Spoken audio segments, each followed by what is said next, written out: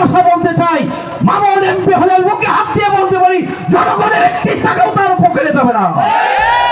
শ্যামনগরে ইসলামী আন্দোলন বাংলাদেশ মনোনীত এমপি প্রার্থী এস এম মোস্তফা আল মামুন মনিরের নির্বাচনী গণসমাবেশ অনুষ্ঠিত।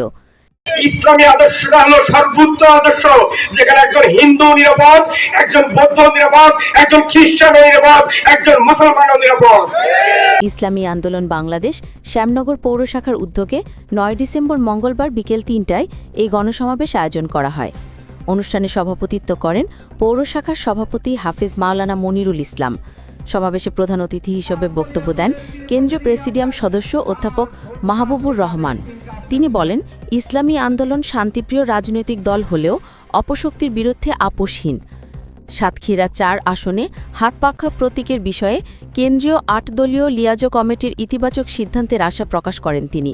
পাশাপাশি প্রশাসনের প্রতি লেভেল প্লেয়িং ফিল্ড নিশ্চিত করার আহ্বান জানান।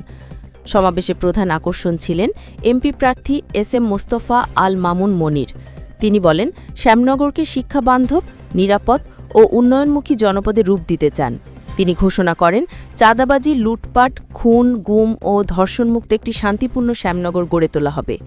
তিনি আরও জানান, শ্যামনগরকে বাণিজ্যিক নগরীতে উন্নীত করে ক্ষুধা বেকারত্বমুক্ত জনপদ হিসেবে এগিয়ে নেওয়াই তার লক্ষ্য। বিশেষ অতিথি হিসেবে বক্তব্য রাখেন আলতারাজা বিজনেস সলিউশন লিমিটেড ঢাকা এর ব্যবস্থাপনা পরিচালক মাওলানা শামসুল আলম।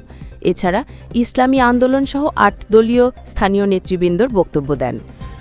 শেষে বাংলাদেশ দ্বীনী সংগঠন শ্যামনগর উপজেলা শাখা সভাপতি মুহাদ্দিস খায়রুল বাশারের দোয়া ও মোনাজাতের মাধ্যমে অনুষ্ঠান সমাপ্ত হয়। স্পষ্ট ভাষা বলতে চাই, মামুন এমপি হলে মুখে হাত দিয়ে বলতে পারি, জনগণের একটি টাকাও তার পকেটে যাবে না।